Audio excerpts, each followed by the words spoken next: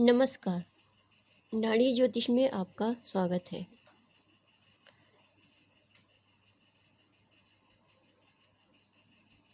आज नाड़ी ज्योतिष में जानेंगे कि कैसे जानें कि कोई घटना घटित होगी या नहीं होगी। इसको बोलते हैं कि इवेंट प्रॉमिस कुंडली में है या नहीं है। पिछले 2 वीडियो में मैंने आपको बताया कि उपनक्षत्र क्या होता है, उसकी गणना कैसे होती है, भाव के कारकत्व क्या होते हैं, उनकी गणना कैसे होती है, और ग्रह के कौन कौन से भाव कारकत्व हैं, उनकी गणना कैसे होती है। 2 टेबल आपने बनाई थी, भाव कारकत्व और ग्रह कारकत्व।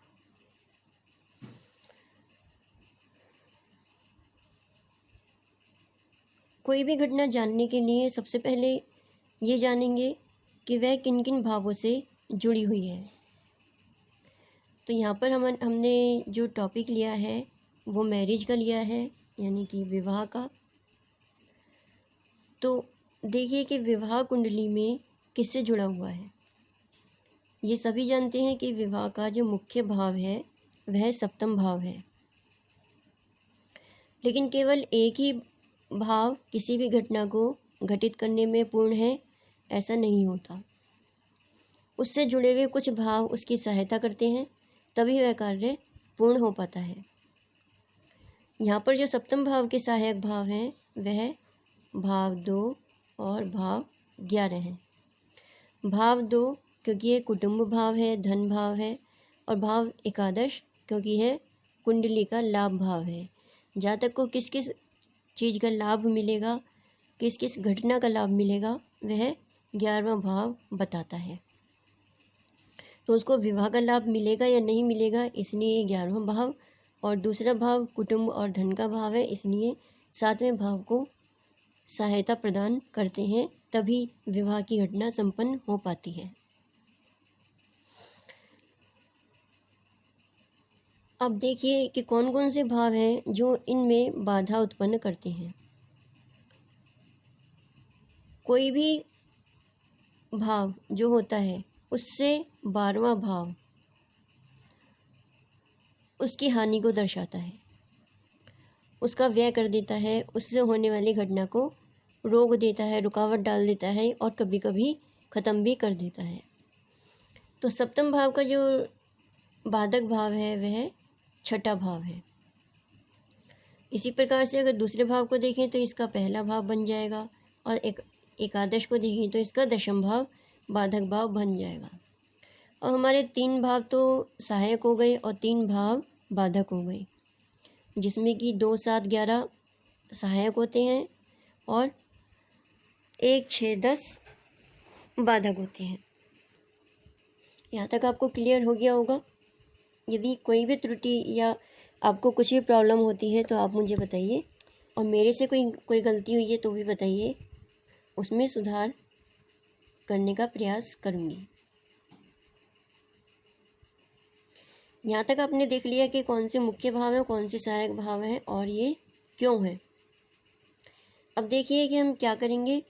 इसके लिए हमें एक सॉफ्टवेयर का यूज़ करना होगा। जो भी आपके पास मोबाइल में, कंप्यूटर में सॉफ्टवेयर है, उसमें आप अपनी कुंडली बनाइए, और केपी कुंडली में यानी कि कृष्ण मूर्ति पद्धति में कुंडली जो बनती है उसमें देखिए कि आपको एक टेबल मिलेगा, उसका नाम होगा भाव कस्प। भाव कस्प होता है कि कौन सा भाव कितनी डिग्री से आरंभ हो रहा है और कितनी डिग्री पर समाप्त हो रहा है। वैदिक में अलग डिग्रीज चलती हैं और केपी में और नाड़ी में अलग डिग्रीज होती हैं। तो यहाँ पर आपको पहले भाव में नंबर मिलेगा, उसमें उसकी डिग्री मिलेंगी लिखी हुई। यहाँ पर मैंने डिग्री नहीं लिखी है। दूसरे में उसकी राशि मिलेगी आपको। तीसरे में उसका स्वामी, फिर नक्षत्र स्वामी, फिर उप नक्षत्र स्वामी या उप अधिपति आपको मिलेगा। इन सब को आप देखिए। इसमें से हमें क्या लेना है वो मैं भी आपको बताऊंगी। फिर जो हमने पिछले वीडियो में आपसे कार्यादेश बनवाए थे, गृह कारकत्व बनवाए थे, उनको देखिए। कुछ इस तरह से आपको मिलेंगे वो, ठीक है। और अभी हम देखते हैं कि किस प्रकार देखें कि घटना घटित होगी, उसका प्रॉमिस बनता है या नहीं बनता है।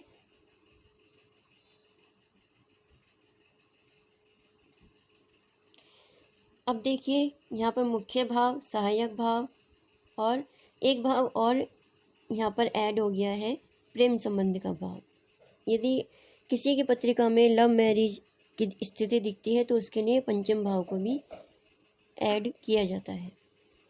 अब मैंने पिछली वीडियो में पिछली स्लाइड में आपको बताया कि नक्षत्र और उप नक्षत्र यानी कि उप अधिपति। तो यहाँ पर देखिए गृह भाव जो आपने भाव कस्प से लिया है, भाव कस्प से जो आपने भाव लिए हैं 7वां, दूसरा, 11वां, 5वां, इसके सामने लिखे हुए उप अधिपति यानी कि उप नक्षत्र अधिपति को आप यहाँ पर लिख लेंगे। ये बनता है शनि, दूसरे का सूर्य, 11वें का सूर्य और 5वें का शुक्र। अब ये जो हमारे उप अधिपति बने हैं इनके भी हमें उप अधिपति ही लेने होंगे। जैसे कि हम लिखते हैं ग्रह, नक्षत्र और उपनक्षत्र। तो ग्रह में हम लिखेंगे शनि,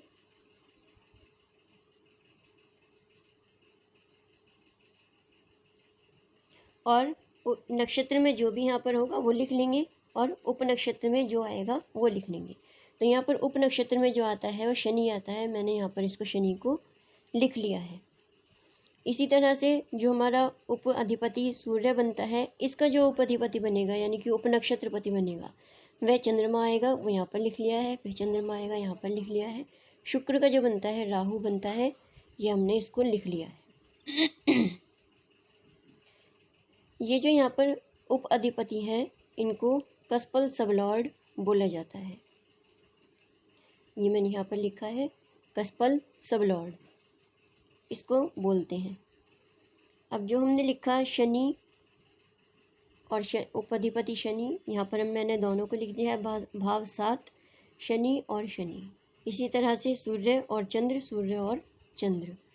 अब देखिए ये शनि जो है किन किन भावों से जुड़ा है, 11 भाव से जुड़ा है, छठे भाव से जुड़ा है, 4 और 5 से जुड़ा है। सूर्य 8, 6, 1 और 11, चंद्रमा 4 और 10 से जुड़ा है। यही कंडीशन दोबारा से रिपीट होती है एकादश भाव में, उसको वहाँ पर लिख दिया है। अब जो जो हमने लिए थे सहायक भाव, उसमें था 2, 7, 11 और बाधक भाव जो थे हमारे 1, 6, 10, ये थे हमारे बाधक भाव। तो अब देखिए शनि जो है सहायक भाव एकादश देता है, इसका उपधिपति शनि बनता है तो वो भी देता है, और बाधक भाव 6 भी देता है। पंचम भाव हमने लिया था लव मैरिज के लिए, उसको भी यह इंडिकेशन दे रहा है। लेकिन उसके 12वें भाव, 5 से 12वां भाव जो है यह 4th हाउस को भी इंडिकेशन दे रहा है। यानी कि शनि जो है इसकी लव मैरिज को डिनाइड कर रहा है और अरेंज मैरिज को हाँ भी कर रहा है और ना भी कर रहा है। अब देखते हैं सूर्य क्या कर रहा है। सूर्य एकादश भाव को इंडिकेशन दे रहा है, षष्ठम भाव को इंडिकेशन दे रहा है और एक भाव यानी कि पहले भाव को भी इंडिकेशन दे रहा है। यानी कि 2 तो बाधक भाव हो गए और एक सहायक भाव हो गया। चंद्रमा किसी भी सहायक भाव को नहीं दे रहा, केवल एक बाधक भाव को इंडिकेशन दे रहा है और ये भी बाधक भाव ही कहलाएगा। सूर्य फिर दोबारा से वही कंडीशन बनती है, एकादश 1, 6, 4, 10। अब क्या देखा हमने, शनि भी हाँ करता है ना भी करता है, सूर्य हाँ भी करता है ना भी करता है और चंद्रमा केवल ना ही करता है। अब देखें कि शुक्र क्या कर रहा है। शुक्र जो है 2, 7, 11, 1, 6, 10। शुक्र एक भाव यानी कि बाधक भाव को इंडिकेशन दे रहा है, 6 भाव यानी कि बाधक भाव को इंडिकेशन दे रहा है, दूसरा भाव सहायक भाव को दे रहा है, सप्तम भाव मुख्य भाव को दे रहा है, पंचम भाव राहु इसकी लव मैरिज को भी इंडिकेशन दे रहा है, लेकिन वहीं चौथा भाव देकर उसको मना भी कर रहा है, और छठा भाव देकर इसको बाधा भी उत्पन्न कर रहा है। यानी कि इनके सभी ग्रह जो लगभग हाँ भी कर रहे हैं और ना भी कर रहे हैं। तो इसका मतलब घटना होगी भी और उसमें व्यवधान भी जरूर आएंगे। इसके बाद जो जो हमने भाव लिए हैं 2, 5, 7 और 11, हम इनके भावों को भी देखेंगे कि इनसे कौन कौन से हमारे भाव कनेक्टेड होते हैं। जो हमने ऊपर भाव लिए हैं उनमें हमारा शनि आता है, शुक्र आता है और सूर्य आता है। राहु मना ही करता है हर बात के लिए, शनि चंद्रमा भी मना कर रहा है। तो ये 3 ग्रह ही है जो हाँ भी करते हैं और ना भी करते हैं। अब इससे देखिए संबंधित दूसरे भाव से शुक्र और मंगल इसको सहायता प्रदान कर रहे हैं।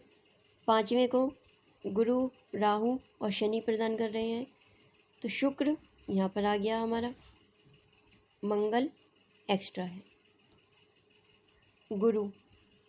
गुरु मुख्य भाव है, इसको चीफ गवर्नर प्लैनेट बोलेंगे लड़की की कुंडली में।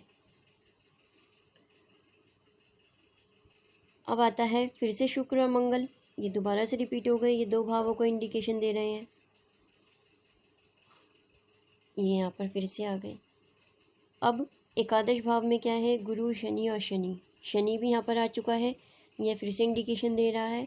और गुरु 5वें और 11वें दोनों भावों को इंडिकेशन दे रहा है। तो हमारे 3 ग्रह हैं जो बनते हैं गुरु, जो कि 2 भावों को इंडिकेशन दे रहे हैं, 5 को और 11 को। शनि यह भी 2 भावों को इंडिकेशन दे रहा है, 5 और 11 को। शुक्र मंगल 2 और 7 को इंडिकेशन दे रहे हैं और यह ऊपर भी इंडिकेशन दे चुके हैं, लेकिन सूर्य यहाँ पर दोबारा से रिपीट नहीं हुआ। तो हम इसमें, और मंगल 2 भावों को ही देता है, लेकिन ऊपर की हमारी लिस्ट में उस मंगल का नाम नहीं है, तो इसको अभी हमें लेने की ज़रूरत नहीं है। अगर इनमें से कोई ग्रह दोबारा नहीं होता तब हम मंगल को भी या सूर्य को भी ले सकते थे। जब हमें स्ट्रॉन्ग प्लैनेट मिल गए हैं गुरु, शनि और शुक्र, तो हम इनको ही लेंगे। अब देखिए ये जो हमारे 3 प्लैनेट आए, गुरु, शनि और शुक्र, जो इसका जातिका का